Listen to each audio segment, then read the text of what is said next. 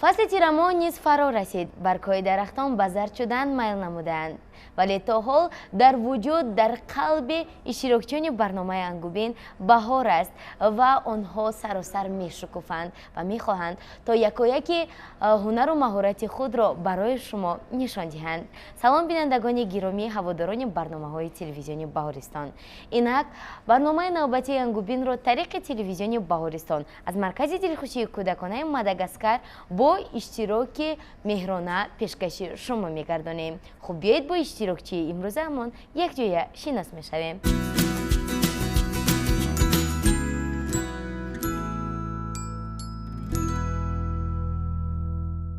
سلام مهرانه بانو. می توانید خود را به تماشابینان تلویزیونی بهارستان به همان نفرانی که شما را این زمان تماشا کرده ایستادند معرفی کنید. من مهرانه برات 6 ساله از ناحیه رودکی می باشم. خیلی خوب. باری دیگر به برنامه انگوبین خوش آمدید. خب بیاید صحبت را از اطرافی اویله شما آغاز میکنیم. میگفتید که در اویله چند نفرید؟ 5 نفر. 5 نفر؟ از این اویله‌تان را نام کنید. من اپام، اکاهم، مادر جانم و بیبیم. خیلی خوب است به شما. خب درباره کدامی از این اویله‌تان شعر میدونید؟ برای مادر. مادر؟ خب مرحمت. گویند مرا چو زاد مادر، بیستم به دهان گرفتن آموخت. شبها بری گهواره من، بیدار نشست و گفتن آموخت. یک حرف 2 حرف بر زبانم، الفاظ نهاد و گفتن آموخت. دستم بگرفت و پا به پا برد، تا شیوه راه رفتن آموخت. بس هستی من زی هستی اوست، تا هستم او هست دارمش دوست. تشکر زیاد. خب میگفتید که درباره یگان اعضای دیگری اویله‌تان شعر میدونید؟ بله. درباره کی؟ درباره مادرم. باز درباره مادر؟ بله. خب مرحمت. همدم غمگسار من، باعث افتخار من، اوج من و برار من، مادر مهربان من. تشکر زیاد. خب باز درباره کی شعر میدونید؟ من باز یک شعر دیگر درباره مادر میدونم. خب مرحمت.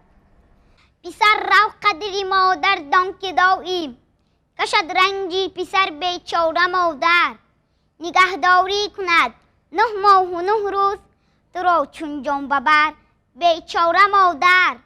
برای آنکه شب راحت بخوابی، نخوابد تا سحر بیچاره مادر. نبیند هیچ کس زحمت به دنیا، زی مادر بیشتر بیچاره مادر. برای حرمت موی سفیدش، به جان هم عزت و حرمت کنیدش. نباشد تا که چشمش هیچ گاه تر. شما درباره مادر شعر قرائت نمودید. میگفتید که درباره پدر میدونید؟ بله. خب مرحمت. محبوبی چی جانانی پدر جان، گل عشق دل و جانی پدر جان. به چشمی من زی هر چیزی که گویند، چه خوب است این به از آنی پدر جان. تشکر زیاد. خوب بیاید موضوع را کمی عوض میکنیم.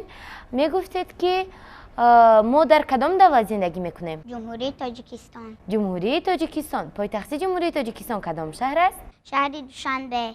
شهر زیبا منظره دوشنبه. خب درباره جمهوری تاجیکستان، شهر دوشنبه و عموما وطن یگان شعر میدونید؟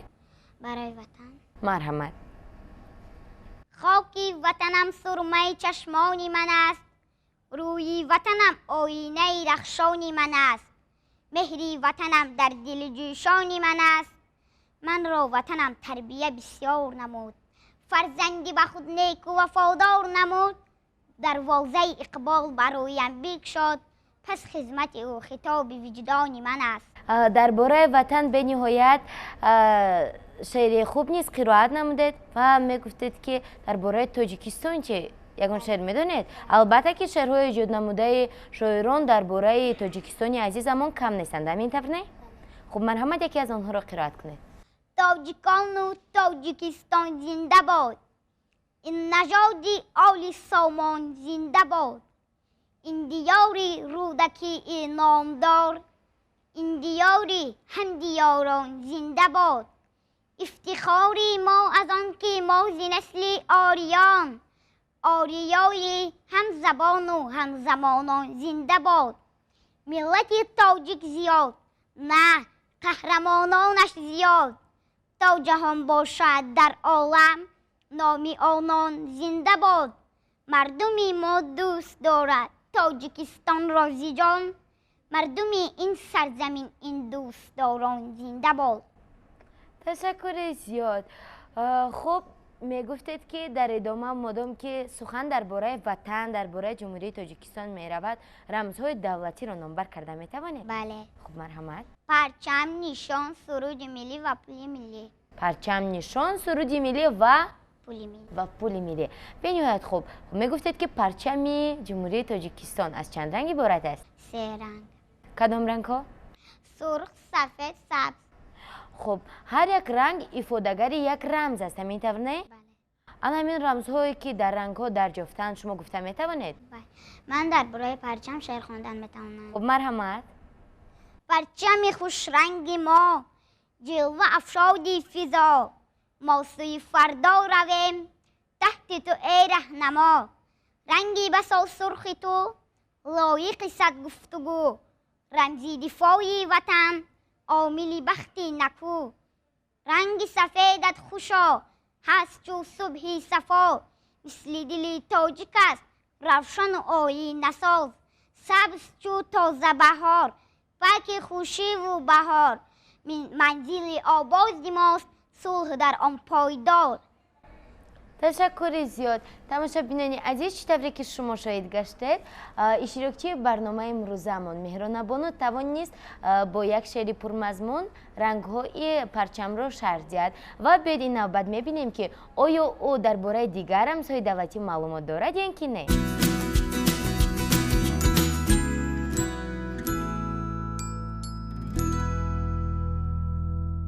سرود ملی جمهوری تاجیکستان را کی نوشته است؟ شعر گلنظر کلدی آهنگ سلیمان یودکوف. بنیاد خوب. میتوانید یک پارچه سرود ملی را برای ما خوانید؟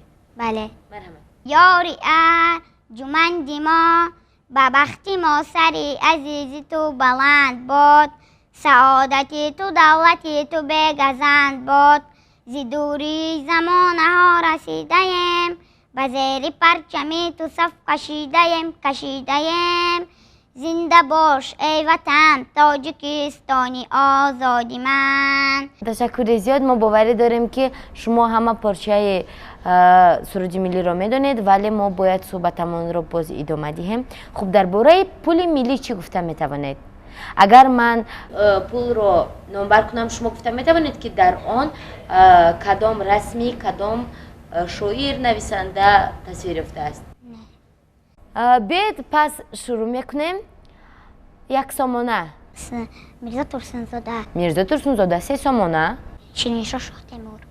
5 سامانه صدرالدین عینی. 10 سامانه میرزا علی محمدانی. 20 سامانه ابوعلی سینا. ابوعلی ابن سینا. بنهایت خوب 50 سامانه باباجان غفاروف. باباجان غفاروف. بنهایت خوب 100 سامانه اسماعیل سامانی. 200 سامانه نصرت الله مقسوم. 500 سامانه عبدالله رودکی. عبدالله رودکی. تشکر زیاد. یعنی شما درباره پول‌ها نیز به خود معلومات دارید همین طور نه؟ بله.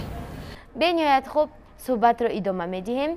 خب قهرمانان جمهوری تاجیکستان کی هستند؟ صدرالدین عینی، باباجان غفاروف، امام علی رحمان، نصرت الله مقسوم، شیرینشاه شاه تیمور، میرزا ترسنزاده. تشکر زیاد. خب میگفتید که امام علی رحمان کیست؟ پیشوای ملت پرزیدنت جمهوری تاجیکستان محترم امام علی رحمان. در وصف پیشوای ملت همان یگان شعر میدونید؟ بله. مرحمت. از پیشوای ملت صبحی رسای ملت از دیده اش بیریزد نور و ضیای ملت از پیشوا بیاموز درسی وطن پرستی تا شان دولتی خود آری به اوج هستی قدر وطن بداند مردی که دارد ایمان آبادی ای وطن شد ناموس و ننگ و وجدان خاکش بسانی طلا خورش مثالی ریحان زنده چو شمس تابان یکتاست تاجیکستان با پیشوا بینازیم ما خلق سرفرازیم با او برای ملت کاخ امید سازیم. تشکر زیاد احسن به شما. خوب ماست با تشبوس اساسگذار صلح و وحدت ملی پیشوای ملت پرزیدنت جمهوری تاجیکستان چونی که همه ما میدونیم 10 ساله بین المللی عمل او برای رشد استوار سالهای 2000 و چند 2018 2028 عمل کرده ایستاده است و می توانید گویید که چون سرزمین ما سرزمین آبهای شفابخش هست می توانید درباره آب یگان شعر قرائت کنید. بله. مرحمت. باد لرزان، سبزه رقصان، غنچه خندان، ابر گریان، از صفایی آبی تازه، از نوایی آبی تازه، باغ رنگین، راغ رنگین، روی لاله داغ رنگین، از صفایی آبی تازه، از نوایی آبی تازه، اشکی باران، چشم ساران، رودباری روزگاران، از صفایی آبی تازه، از نوایی آبی تازه.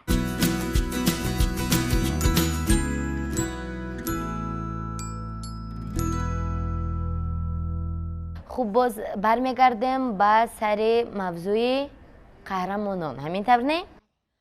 خب در میان قهرمانان جمهوری تاجیکستان شاعران و نویسندگان نیز هستند همین طور نه؟ بله. از جمله بابا جان غفورов میرزا ترسونزاده صدرالدین عینی اثرها و داستان و شعر و غزلهای ایجاد نموده خود رو دارند همین طور نه؟ بله.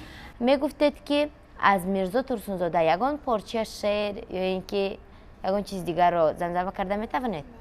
من جان شیرین را میتوانم از یاد کردم. یعنی شما داستان جان شیرین میرزا ترسونزاده را از یاد کرده؟ بله. مرحمت.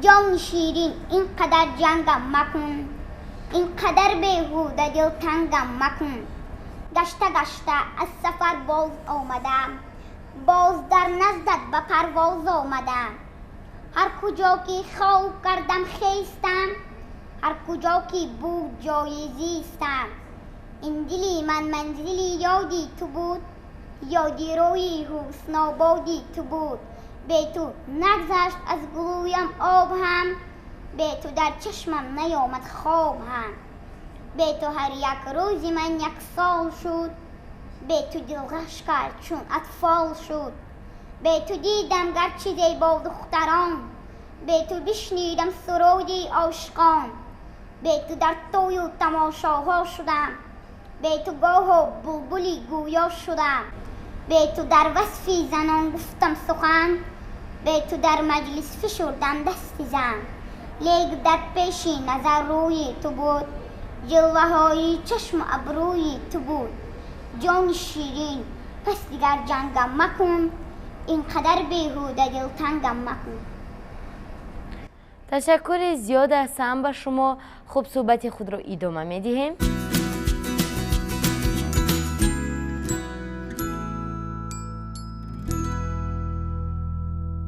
برای نفرانی که این زمان با ما پیوستند خاطر رسان میشویم که شما این زمان برنامه انگوبین را طریق تلویزیون بهارستان از مرکز دلخوشی کودکان ماداگاسکار تماشا کرده ایستادید و قهرمانی برنامه امروزه ما برات و مهرانه از ناحیه رودکی می باشد و ما صحبت خود را با او ادامه خواهیم داد. خب مهرانه بانو، شما این زمان یک پارچه رو از داستان جان شیرین میرزا ترسونزاده قرائت نمودید و این زمان من میخواستم که باز یگان شعر یا اینکه غزلی که به شما پسند است آن را قرائت نمایید.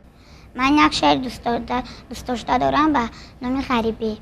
یعنی شعر دوست داشته شما با نام غریبی است همین طور نه؟ بله. خب مرحمت. تماشا بینانی عزیز شما نیز متوجه باشید. غریبی کوهی سخت است ای برادر، غریبان را نکو دارو میازار، سرخستن در خانه کشادم، بدیدم یک جوان خفته بیمار، سرش را بر سری زانو نهادم، لبانش را ببوسیدم پدروار، بگفتم ای جوان اصل از کجایی؟ بگفتا اصل من از شهر بلغار، بگفتم ای جوان آرزو چی داری؟ بگفتا یک دو سیب بهر من آر، سبک جستم دویدم سوی بازار، گرفتم چند سیب از بهر آن یار، و دل گفتم جوان را زنده یابم، ندا آمد جوان مرده است پندار. من میخواستم دانم که از استاد صدرالدین عینی یگان پارچه شعر میدانید؟ بله. بیایید ای رفیقان درس خوانیم و بیکاری و نادانی نمانیم. در عالم هر کسی بیکار گردد و چشم اهل عالم خور گردد. تشکر زیاد. خب شما گفتید که بیایید ای رفیقان درس خوانیم ها؟ شما با کی مراجعت نمودید؟ با دوستانم و همسنفانم. خیلی خوب. درباره دوستی چی یگان شعر میدونید؟ بله. تو توانی دوستان را گم مکن، دوستانی مهربان را گم مکن. در جهان بی دوست بودن مشکل است، مشکل آسان کن کسان را گم مکن. دوست را از دوست جانم فرق کن، دوستی پیوندی جان را گم مکن. چشمه الهام ما خلق از تو بر، خلق مشهوری جان را گم مکن. زینت باغ از گلی خندان بود، مثل گل خندان لبان را گم مکن. دوست آید گرم در آغوش گیر، رسم خوبی تاجیکان را گم مکن. تشکر زیاد. احسن با شما. خب میگفتید که این شعر را کی نوشته است؟ میرزا ترسنزاده. میرزا ترسنزاده. و این زمان شما یک چند شعر دیگر رو نیز از استاد میرزا ترسنزاده برای ما خوانده بودید ها؟ بله. بیت صحبتمون رو ادامه میدیم. خب میگفتید که یک سال از چند فصل عبارت است؟ 4 فصل. کدام فصل ها؟ زمستان، بهار، تابستان، تیر ماه. زمستان، بهار، تابستان و تیر ماه. خب درباره کدامی از این فصل ها شعر میدونید؟ درباره زمستان. مرحمت. چی میدهی زمستان، بدیهی کوهستان. برفک ریزان دهم، زیب کوهستان دهم. چی میدهی بهاران، بدیهی کوهستان. من ریزه باران دهم، چکری و تاران دهم. زمین سبز و گلپوش، چشمه و رود پرجوش. تابستان ای تابستان، چی آوردی به مایان. من ناک و انار دهم، میوه بسیار دهم. سیر و سیاحت دهم، دنیای راحت دهم. تیر ماهی زرنثار، چی آوردی تو بسیار. حاصل هم ارزون شود، محصولش ارزون شود. من خانه الوان دهم، بهر شمایان دهم. تشکر زیاد. این زمان کدام فصل سال است؟ فصل تیر ماه. خب شما حرف ها را میشناسید؟ بله. اگر من در اینجا از روی لوحه به شما رسمی حرف ها را نشان دهم، شما آنها را میشناسید؟ بله. بله. خب بیاید میسنجیم. انا این کدام حرف است؟ حرف ژ. ژ. انا این چی؟ ف. او. یو. یو. ک. ک. س. ای. پ. پ. ش. د. ی. در الفبای زبان تاجیکی پس از حرف چه کدام حرف می آید؟ پس از حرف چه جمع آید؟ تشکر زیاد. تماشاچیان عزیز، چنانچه که خود شما شاهد گشتید، مهران بانو توانست حرفا را به ما نشان دهد و خوب نامبر کند. بیاید میبینیم که او از عهده یکجایی کردن حرفا یعنی خواندن میبرد اینکه نه. خب شما میتوانید خوانده؟ بله.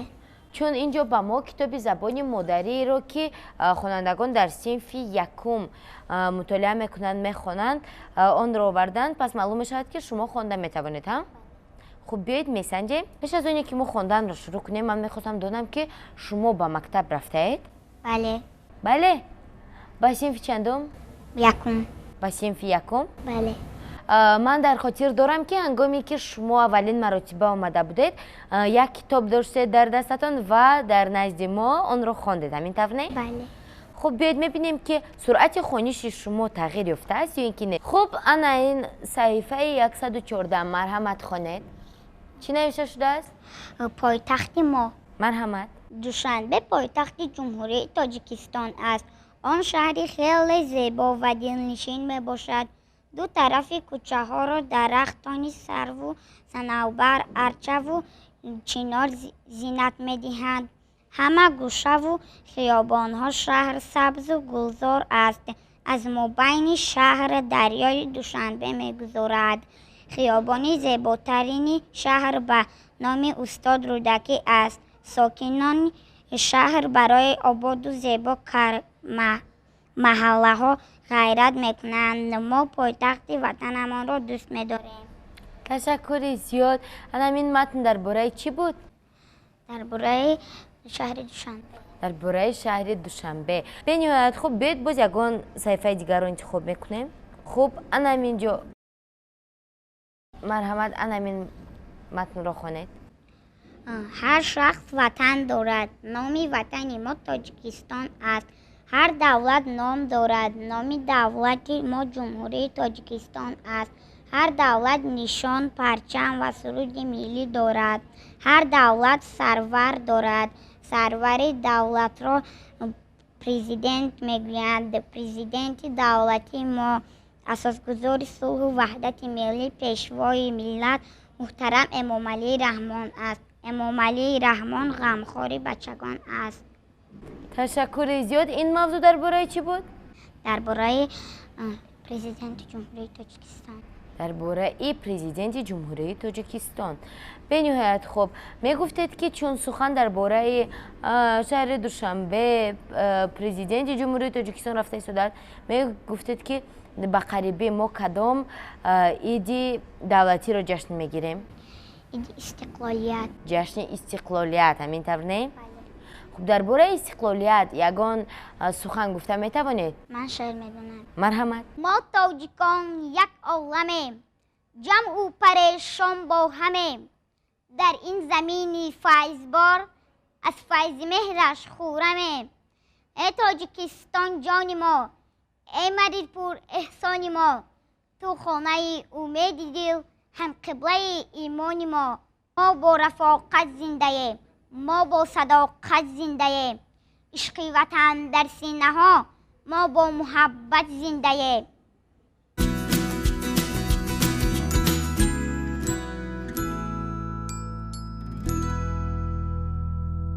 صحبت رو ادامه میدیم. رقم ها رو چی میشناسید؟ جمع و ترک کرده میتوانید؟ بله. خیلی خوب. بیاید اینجا لوحه رقم ها نیز هست. مرحمت من آنها رو آمیخته میکنم و شما از نو جا به جا گذارید و بعدا باز در ادامه صحبت میفهمیم که شما باز چه عملهای متمتیکی رو اجرا کرده میتوانید. خب مرحمت لوحه به دست شما. انا اکنون رقم ها رو جا به جا گذارید.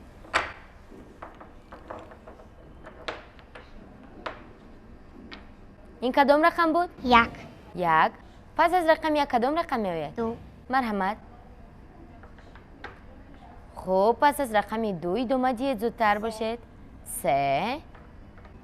پس از رقم 3 4 5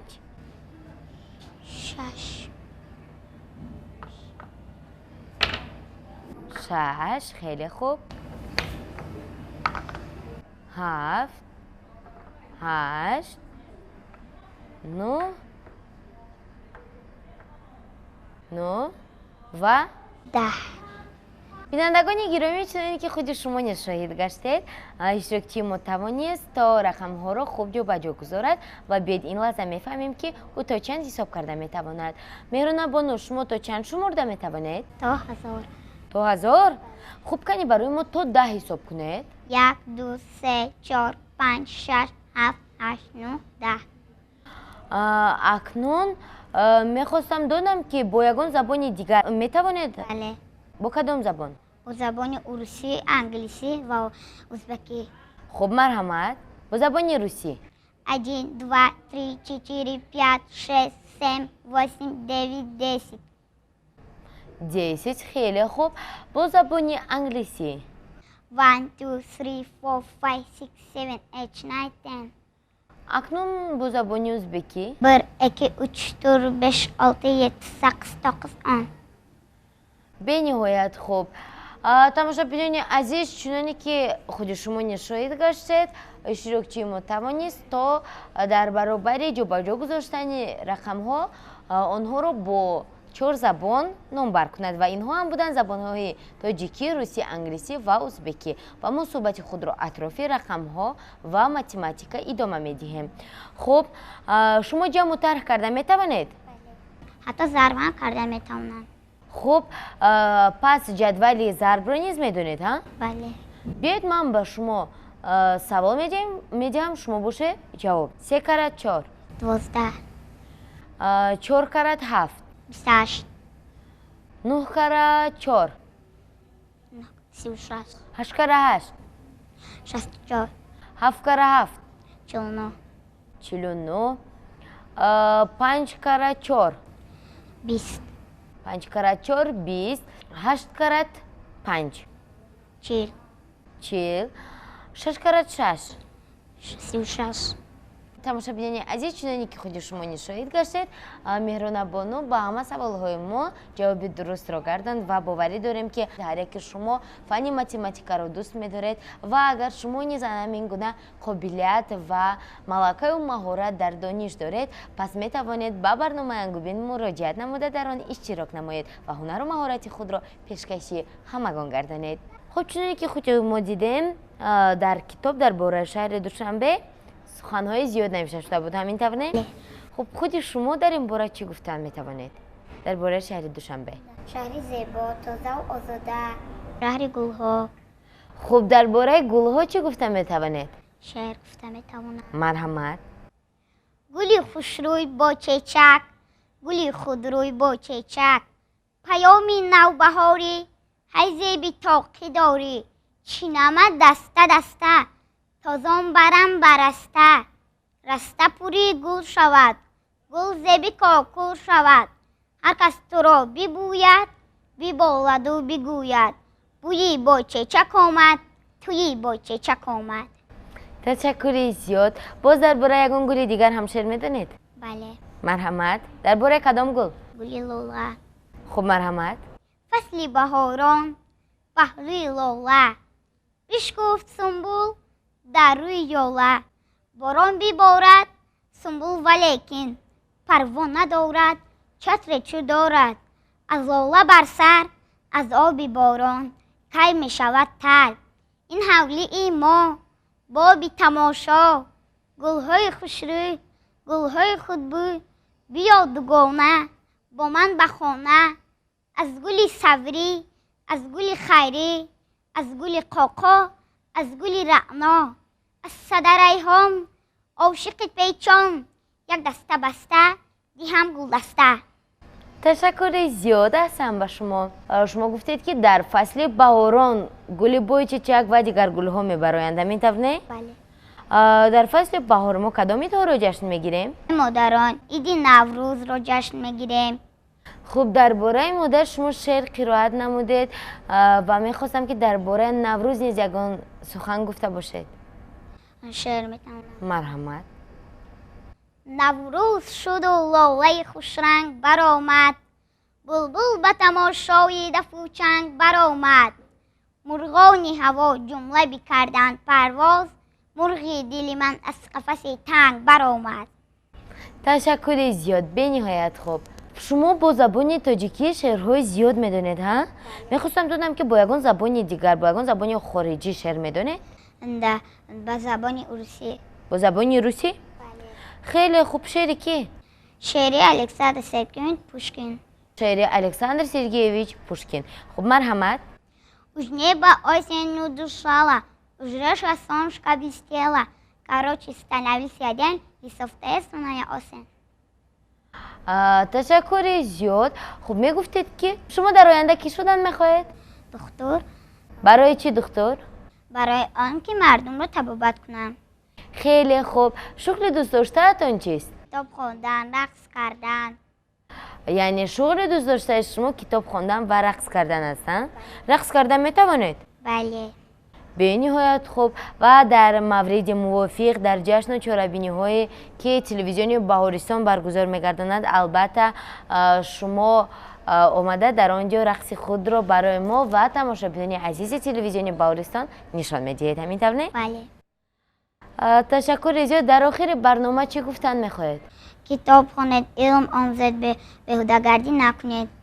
خیلی خوب. امیدوارم که تماشابینان همسالان شما که شما رو تماشا کرده ایستادن حتما به توصیه های شما گوش میدهند. و تماشابینان عزیز، اینجا میرسیم به فرجام برنامه امروزه انگوبین. قهرمان برنامه امروزه ما بودند برات و مهرانه 6 ساله از ناحیه رودکی. و اگر فرزند شما نیز شعرهای زیاد میداند و نوابسته به سن خردسالی خویش علاقه یگان داستان را از خود نموده است و او هنر و مهارتی مخصوص دارد، پس برنامه انگوبین معرفیگری استعدادی است. سراغ ما شهر دوشنبه، کوچه شهر 31، تلویزیون بهارستان. و شما می توانید با رقم هایی که این زمان در اکران های خود دیده ایستادید با ما در تماس گردید. برنامه انگوبین معرفیگری استعدادی فرزندان شماست. تا دیدار نوبتی در برنامه انگوبین. خیر.